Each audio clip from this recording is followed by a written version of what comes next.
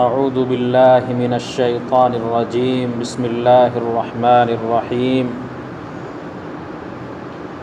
ومن الناس من يقول آمنا بالله وباليوم الآخر وما هم بمؤمنين يخادعون الله والذين آمنوا وما يخدعون إلا أنفسهم وما يشعرون في قلوبهم مرض فزادهم الله مرضا ولهم عذاب أليم بما كانوا يكذبون وإذا قيل لهم لا تفسدوا في الأرض قالوا إنما نحن مصلحون ألا إنهم هم المفسدون ولكن لا يشعرون وإذا قيل لهم آمنوا كما آمن الناس قالوا أنؤمن كما آمن السفهاء ألا إنهم هم السفهاء ولكن لا يعلمون وإذا لقوا الذين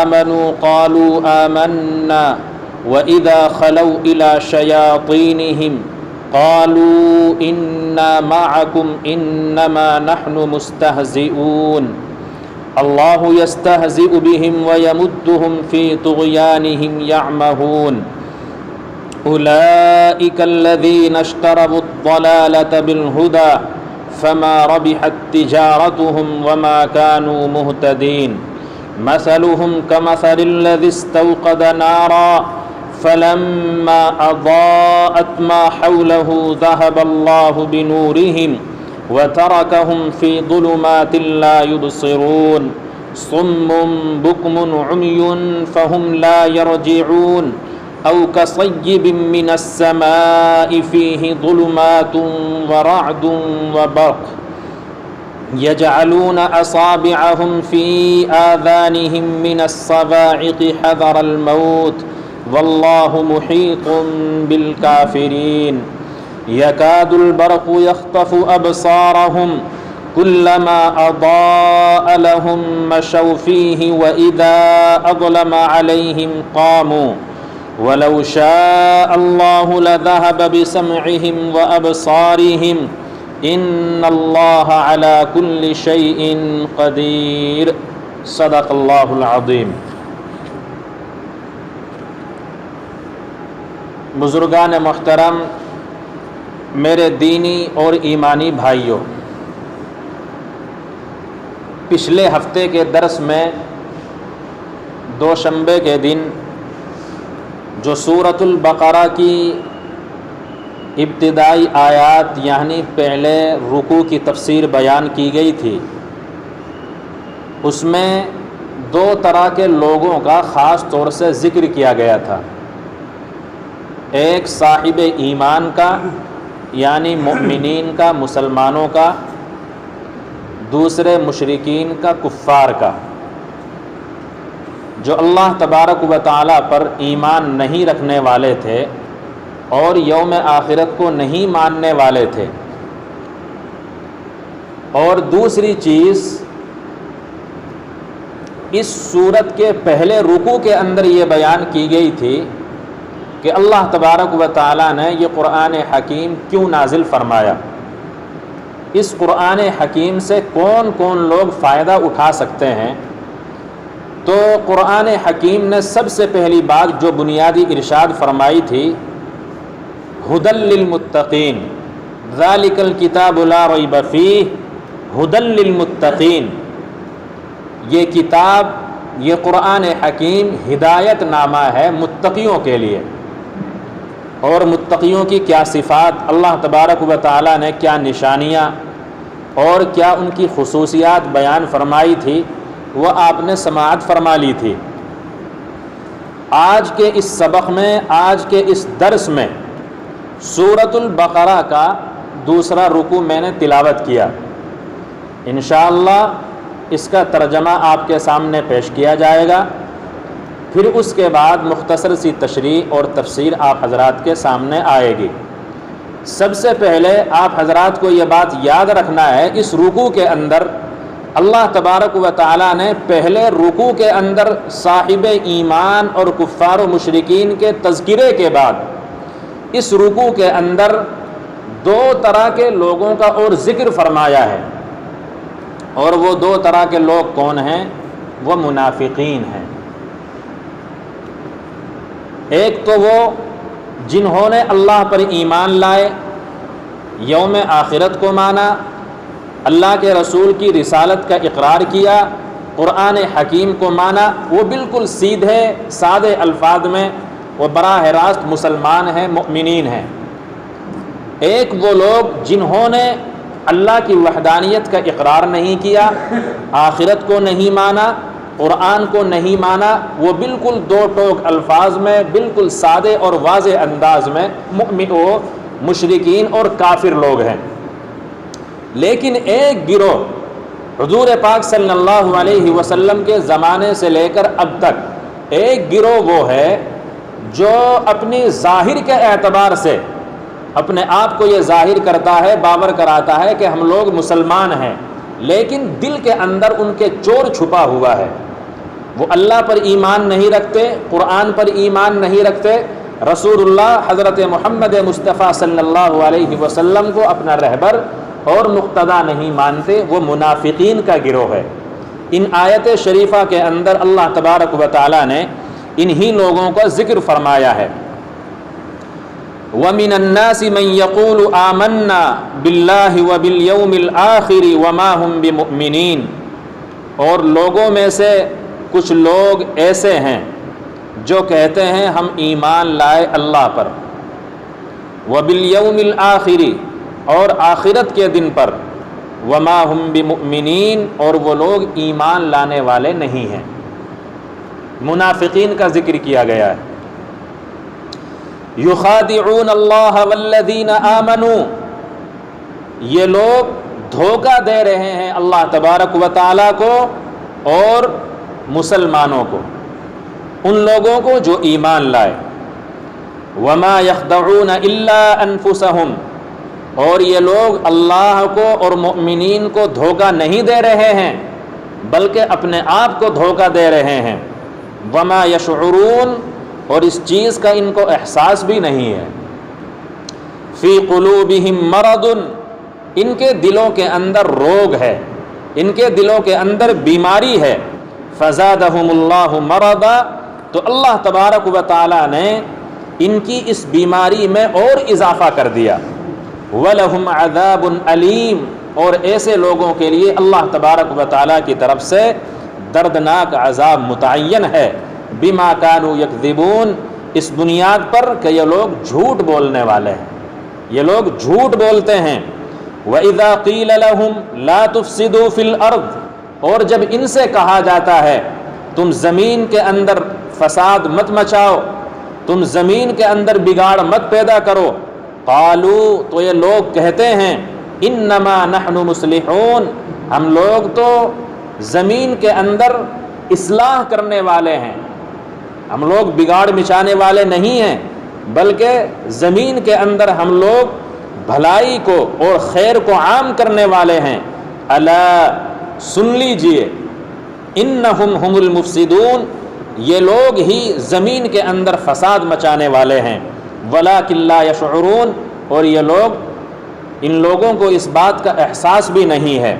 وَإِذَا قِيلَ لَهُمْ آمِنُوا، اور جب ان سے کہا جاتا ہے تم لوگ ایمان لے آؤ، کما آمن الناس، جس طرح سے کچھ لوگ یعنی صحابہ کرام ایمان لائے ہیں، قالوا، یہ لوگ کہتے ہیں انؤمن، کیا ہم لوگ ایمان لے آئیں گے، کما آمن السفہاء، جس طرح سے بے وقوف لوگ ایمان لے آئے۔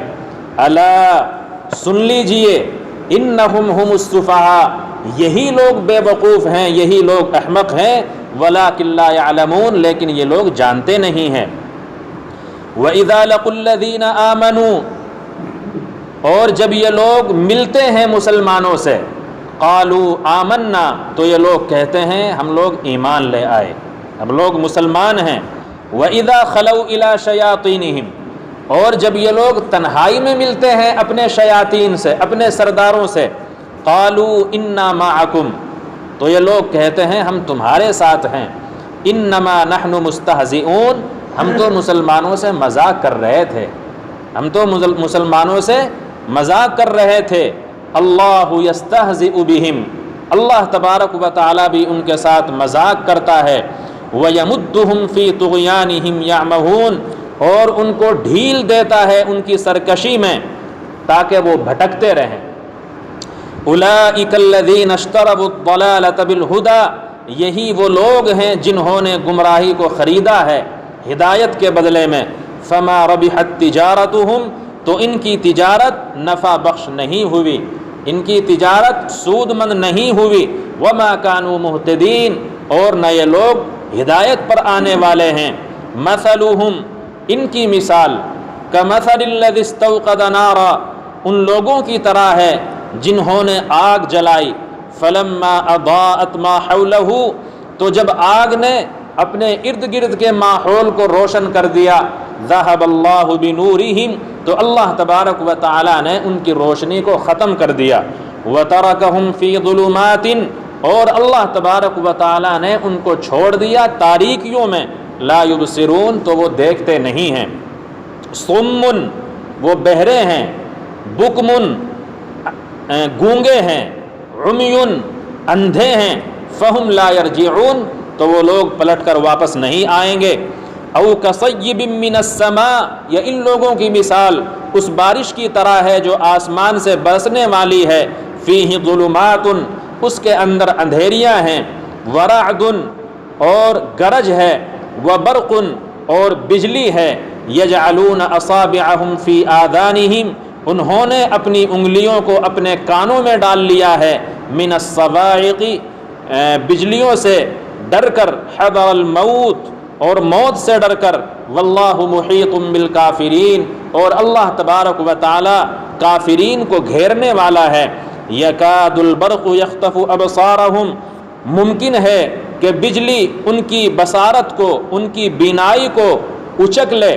کلما اضاء لهم مشوا فیہ، جب جب اللہ تبارک و تعالی ان کے لیے روشنی کرتا ہے، مشوا فیہ، اس کے اندر وہ چلتے ہیں۔ وَإِذَا أَظْلَمَ عَلَيْهِمْ، اور جب وہ ان پر روشنی کو تاریک کر دیتا ہے، قاموا، وہ ٹھہر جاتے ہیں۔ وَلَوْ شَاءَ اللَّهُ، اور اگر اللہ تبارک و تعالی چاہے، لَذَهَبَ بِسَمْعِهِمْ، تو ختم کر دے ان کی سماعت کو، وَأَبْصَارِهِمْ، اور ان کی بینائی کو، ان کی آنکھوں کو۔ إِنَّ اللَّهَ عَلَى كُلِّ شَيْءٍ قَدِيرٌ، اللہ تبارک و تعالی ہر چیز پر قادر ہے، قدرت رکھنے والا ہے۔ یہ پورے رکوع کا ترجمہ آپ حضرات کے سامنے آ گیا ہے۔ اب جو ان آیت شریفہ کے اندر اللہ تبارک و تعالی نے منافقین کی ان صفات کا، ان برائیوں کا ذکر فرمایا ہے، تو اس کے تعلق سے یہ اپنے دلوں کے اندر کچھ اور چھپائے رکھتے تھے، اور ظاہراً میں یہ کچھ لوگ اپنے آپ کو کچھ اور ظاہر کرتے تھے۔ جب یہ مسلمانوں کے پاس جاتے تو یہ کہتے کہ ہم مسلمان ہیں، ہم مومن ہیں، اور جب یہ اپنے سرداروں کے پاس اور اپنے لوگوں کے پاس جاتے تو کہتے کہ ہم تو مسلمانوں سے ایسے ہی مذاق کر رہے تھے، ہمارا تعلق تو اصلاً آپ لوگوں سے ہے اور آپ کے ہی ہم لوگ ہیں۔ دراصل مکہ مکرمہ کے اندر حضور پاک صلی اللہ علیہ وسلم نے جب اسلام کی تبلیغ فرمانا شروع کیا تو وہاں پر تو اس طرح کے حالات نہیں تھے کہ مسلمان پورے کر و فر کے ساتھ اپنی پوری شان و شوکت کے ساتھ وہاں رہ سکتے تھے۔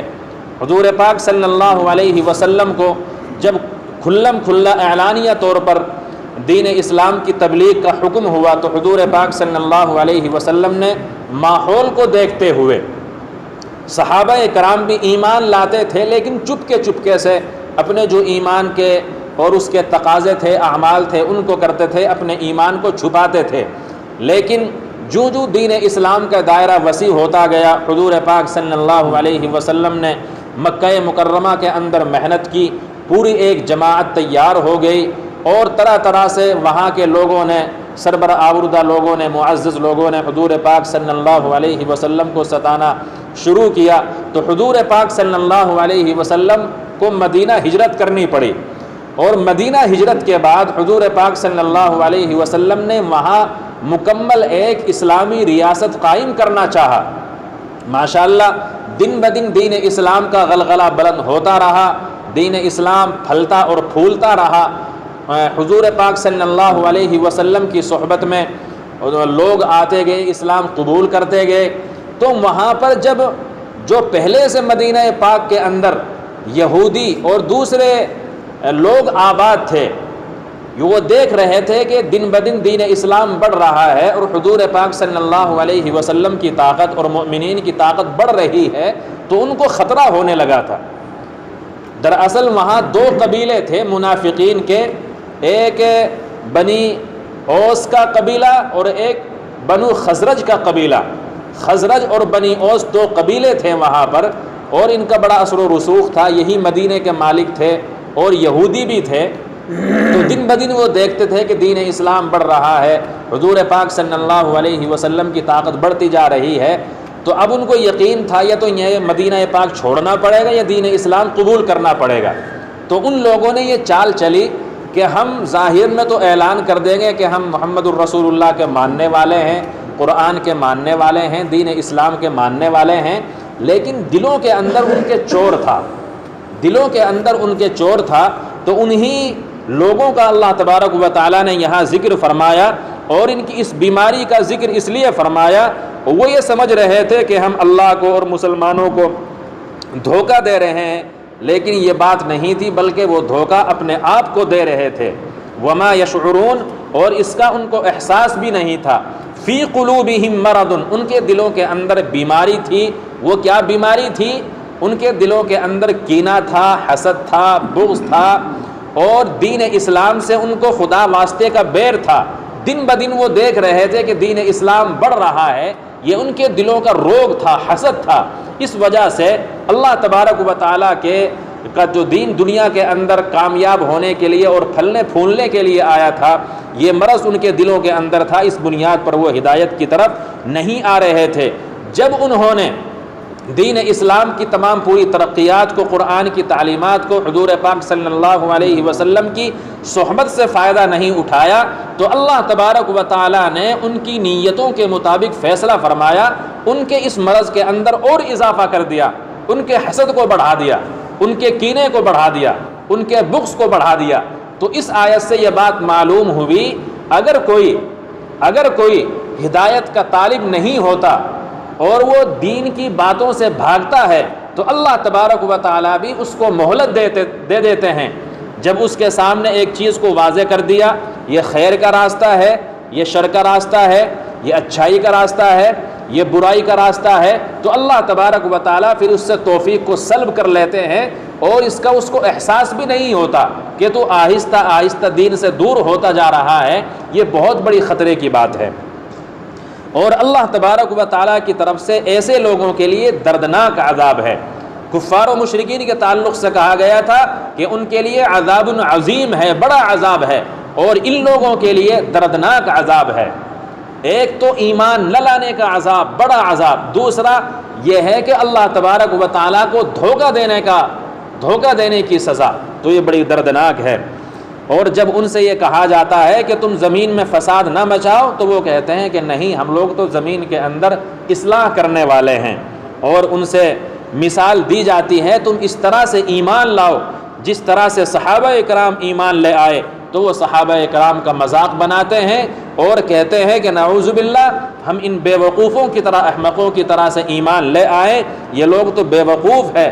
دراصل اللہ تبارک و تعالیٰ کی طرف سے فیصلہ ہے، یہ بے وقوف، یہ خود بے وقوف بنے ہوئے ہیں، اپنی گمراہی کی وجہ سے، اپنے حسد، کینے، بغض کی وجہ سے، اپنے نفاق کی وجہ سے یہ سمجھتے نہیں ہیں۔ اللہ تبارک و تعالیٰ نے ان کے عقل کو بھی سلب کر لیا ہے، ان کی عقل کے مادے کو ختم کر دیا ہے۔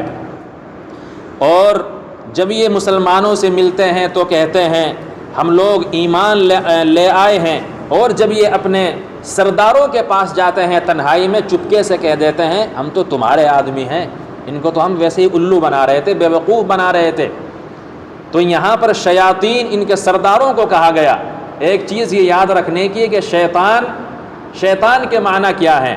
ہم لوگ شاید یہ سمجھتے ہیں کہ شیطان ابلیس کا نام ہے، ابلیس شیطان کا نام ہے۔ شیطان کا نام ابلیس ہے، مایوس اس کو کر دیا گیا ہے۔ شیطان دراصل بولتے ہیں بھڑکانے والا، انسان کا نفس بھی انسان کو بھڑکاتا ہے، یہ بھی شیطان ہے، یہ بھی شیطان ہے۔ انسان کی جہالت کسی برائی پر انسان کو آمادہ کرتی ہے، یہ بھی شیطان ہے، یہ بھی شیطنت ہے۔ شیطنہ اور شاطنہ اس کے معنی ہوتے ہیں بھڑکانے کے، برائی کی طرف دور کرنا اور حق سے برائی کی طرف لے جانا اور حق سے دور کرنا، اس کے معنی شیطان کے ہیں۔ ابلیس کو شیطان اسی لیے کہا گیا، اس کا یہ وصفی صفتی نام ہے کہ اللہ تبارک و تعالیٰ نے اس کو بالکل مایوس کر دیا ہے اپنے سے، اور اس کی یہ خاصہ، اس کی یہ صفت بنائی ہے کہ وہ انسانوں کو بھڑکاتا ہے، انسانوں کو ہدایت سے دور کرتا ہے اور برائیوں کے قریب انسانوں کو لے جاتا ہے۔ تو ان کے شیاطین، منافقین کے شیاطین کو شیطان کہا گیا ہے۔ تو یہ لوگ کہتے تھے ہم تو تمہارے ساتھ ہیں، انما نحن مستہزئون، ہم مسلمانوں سے مذاق کرنے والے ہیں۔ حالانکہ اللہ تبارک و تعالیٰ ان کے ساتھ مذاق کرنے والا ہے۔ وَيَمُدُّهُمْ فِي طُغْيَانِهِمْ يَعْمَهُونَ، اور ان کو چھوڑ رہا ہے، ان کو ڈھیل دے رہا ہے ان کی سرکشی میں کہ وہ بھڑکتے رہیں۔ اب اللہ تبارک و تعالیٰ ان سے کیا مذاق کرے گا؟ یہ قاعدہ کلیہ ہے، تکوینی نظام ہے۔ اللہ تبارک و تعالیٰ نے ان کی نیتوں کے فیصلے کے مطابق ان کے لیے یہ فیصلہ فرمایا ہے، جاؤ، جب ہم نے تمہارے سامنے قرآن کو اتار دیا، رسول کو بھیج دیا، ایک جماعت کو تمہارے سامنے متعین کر دیا اور اس چیز پر چلا دیا، اب تم لوگ نہیں سمجھتے، جاؤ، تمہارے ارادوں کے ساتھ تمہارے فیصلے ہیں، ہم نے تمہاری گمراہی میں تم کو آزاد چھوڑ دیا ہے۔